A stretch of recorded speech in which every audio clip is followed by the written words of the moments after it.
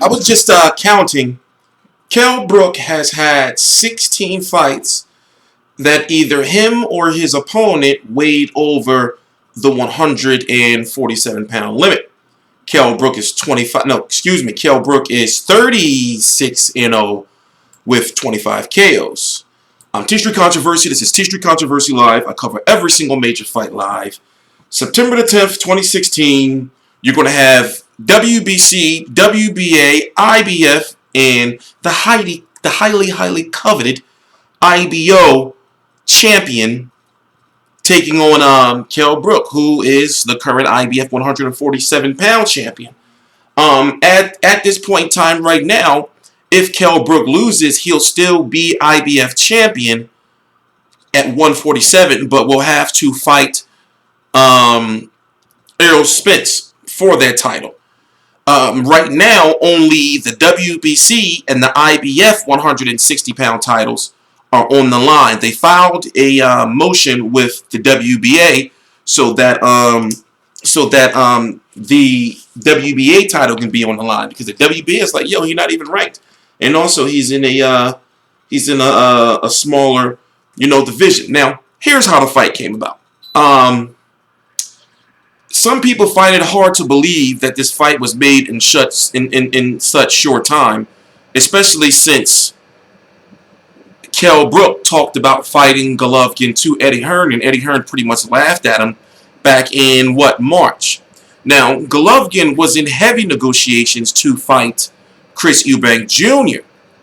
And Chris Eubank Jr.'s father, Chris Eubank Sr., who has yet to respond to defend, himself against, Eddie Hearn's claims, Frank Warren's claims, and all the people have been saying that he's been really difficult to work with.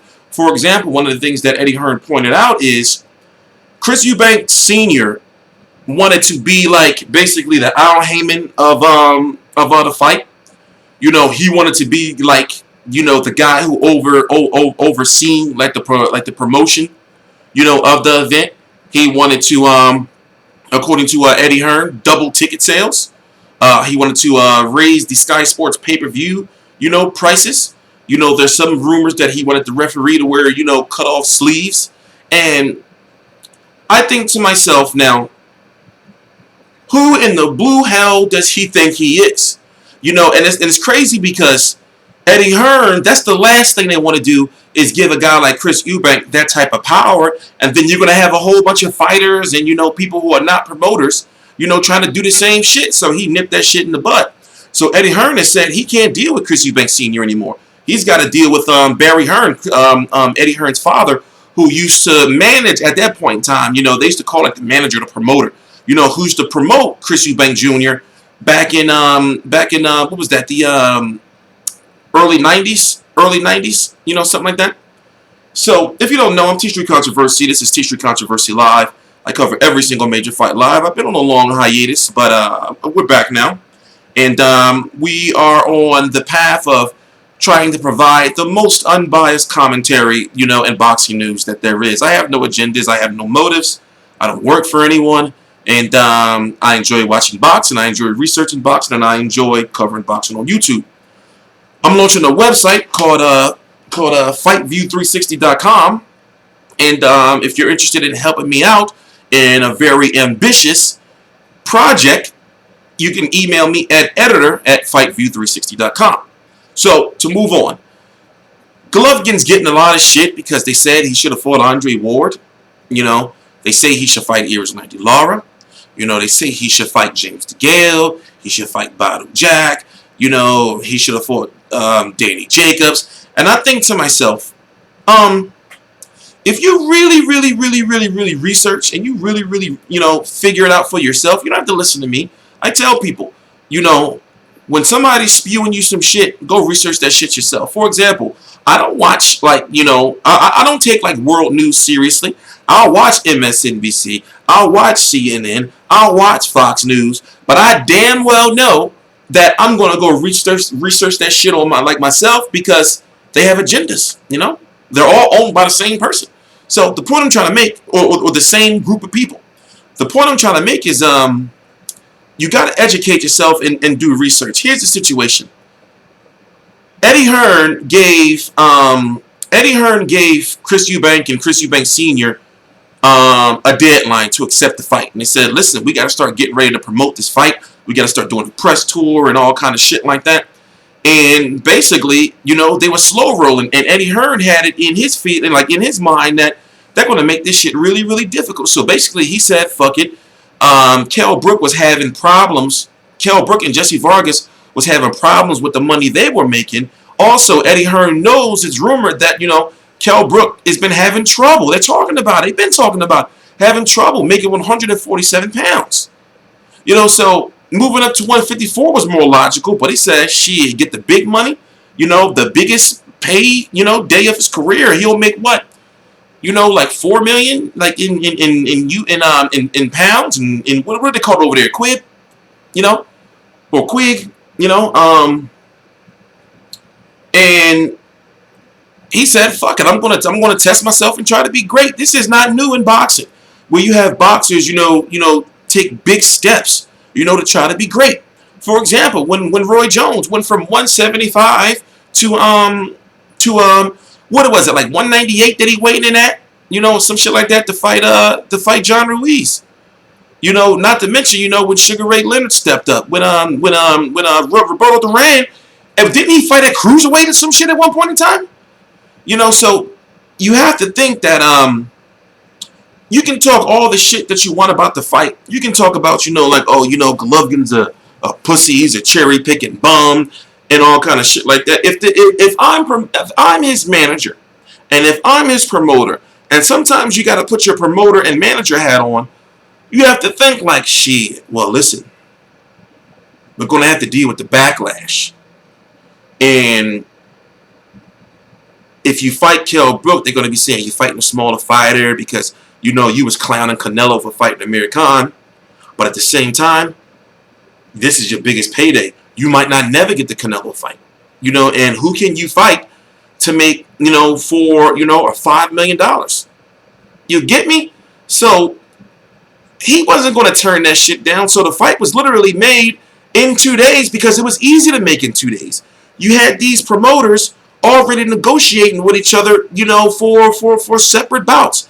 And one thing I pointed out in videos before, I heard some reporters saying, well, Golovkin should have said, I don't want to fight Kell Brook.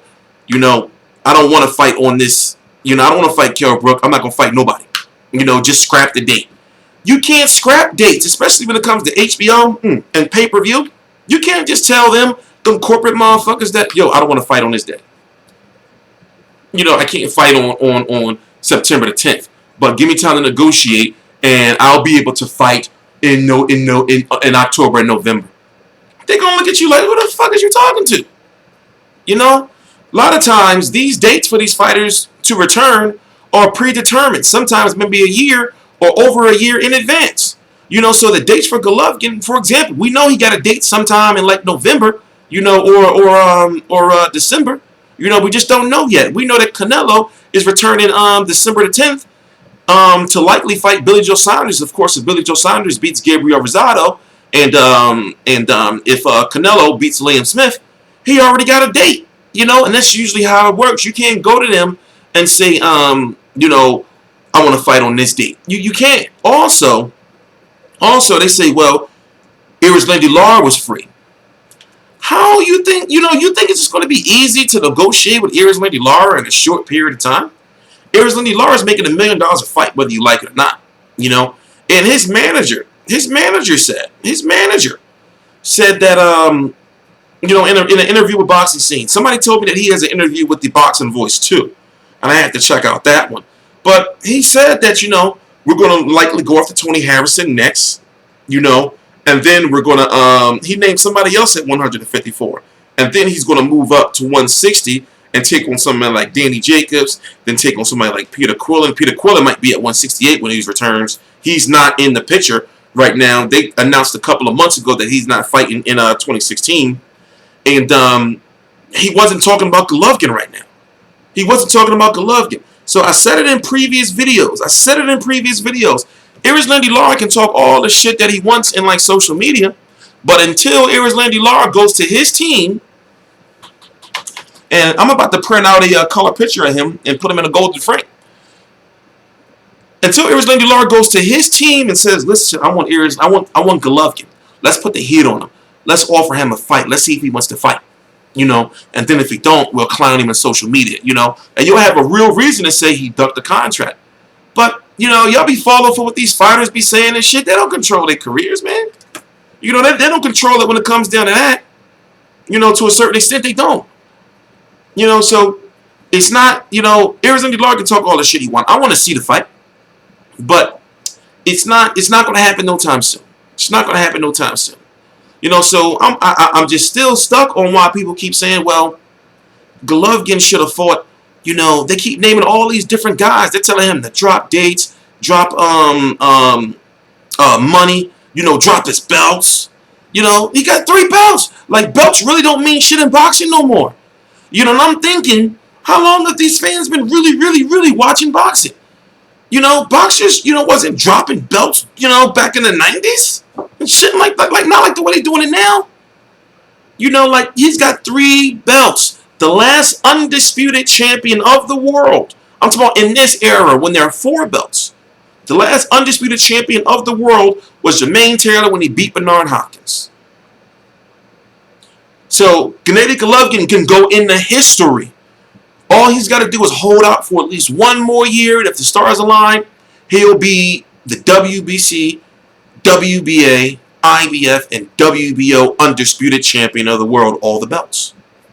But I've learned from extensive research and following people on like social media, there's a lot of ignorance and misinformation going around, and also people just don't like Golovkin. They just don't like Golovkin. They say he's fighting bums and all kind of shit like that. And truth be told, the quality of opposition that he's fighting doesn't deserve to be in there with him. But whose fault is that?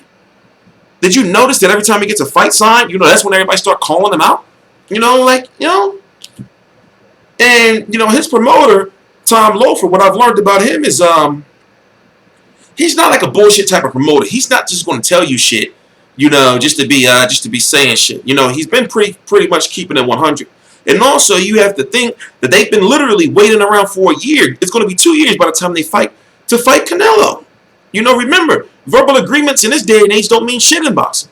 But, I'm going to wrap the video up because I don't want to be here too long. But I'll say this. Kell Brook has a chance. Kell Brook, in my opinion, is not going back down to 147 pounds. If anything, he'll fight at 154. Do not be surprised if Kell Brook comes into the ring weighing about the same size as Gennady Golovkin. Golovkin comes into the ring at most 172, 171, 172. He's been a little lighter these days. Also, if you see him, when you watch him, he is not the type of fighter that blows up. He walks around, at like his in-ring weight. He's not like Canelo, with Canelo coming in, damn near 180 pounds. So Kell Brook himself walks around over 160. He walks around himself over 160. Anybody who especially over in the UK, you guys that have seen Kell Brook in person, I've heard many times like he's a big dude. Pause. Even when I chatted with Carlson Jones. Carlson Jones was like, in like the second fight, he was so much bigger. He was so much bigger. So, pause. I just think that the fight is getting, a lot of unfair criticism. But guess what? In the end of the day, you're going to watch it. And the same people that are clowning it are going to be fucking doing videos on YouTube about it. So, it is what it is. And another thing let me address. They say, well, how come, they offered Billy Joe Saunders $1.5 million, but, Kell Brook, a smaller fighter, can get $4 million. Well, for one, the Billy Joe Saunders fight would have been over here, on regular HBO. But over there, it's going to be on Sky Sports pay-per-view, and it's going to do major numbers. Major numbers, whether you think it's a bullshit fight or not, whether you think Kell Brook's going to get knocked the fuck out. So it's a big difference. It's a big difference, and in this day and age, you have to understand the politics of boxing, and you have to understand, how the divisions work, and you have to understand the fighters. I said a long time ago, that you get the most valuable information from the people that are around the boxers before you get it from people like Dan Rafael, Kevin Iole, Lance Pugmire, Michael Copenhanger, however you pronounce his name. You know, it's the people that are with the boxers every day that give you the more valuable information because they're with them. They're with them. I'm T Street Controversy. This is T Street Controversy Live with FightView360.com. I cover every single major fight live. Shout out to Spencer Farron. Please subscribe.